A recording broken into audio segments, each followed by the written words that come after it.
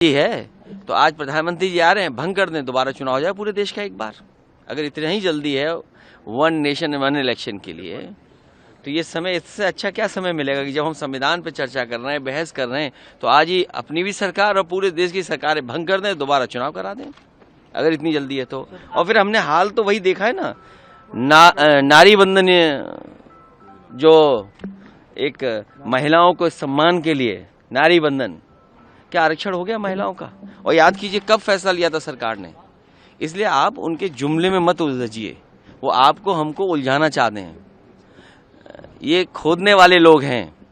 और हम सब लोग नए रास्ते खोजने वाले लोग हैं। नहीं, देखिए, ये हम लोग की चाहत भी रही है लंबे समय से, और खास तौर पर मेरे नेता, मेरे पिता आदरणीय रामविलास पासवान जी की भी ये सोच रही है कि जरूरी है देश में एक साथ चुनाव का होना। एक के बाद एक अलग अलग राज्यों में जब चुनाव होते हैं, अभी हम लोगों ने देखा 5-6 महीने पहले ही लोकसभा के चुनाव संपन्न हुए, उसके ठीक बाद हम लोग हरियाणा और जम्मू कश्मीर के चुनाव में व्यस्त हुए, उसके बाद झारखंड और महाराष्ट्र के चुनाव, अब हम लोग दिल्ली के चुनाव की तैयारी कर रहे हैं, इसके बाद बिहार के, फिर असम के।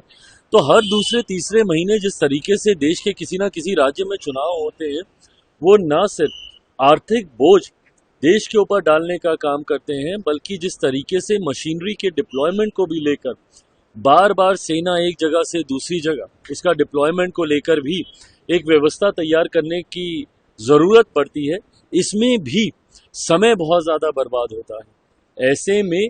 और जब आचार संहिता लगती है, मॉरल कोड ऑफ कंडक्ट, तो जितने भी विकास के कार्य हैं उसको कहीं ना कहीं उसकी गति रुकती है। ऐसे में देश में एक ही बार चुनाव हो और वो 5 साल तक वो व्यवस्था सुचारू रूप से चलती रहे,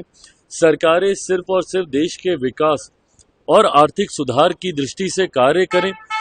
इसके लिए जरूरी है कि एक ही साथ देश में चुनाव हो। हम लोगों ने भी, जब पूर्व राष्ट्रपति जी के नेतृत्व में इस समिति का गठन किया गया था, उस वक्त भी पार्टी की तरफ से इसके पक्ष में हम लोगों ने अपनी बातों को रखने का काम किया था। आज जब इसको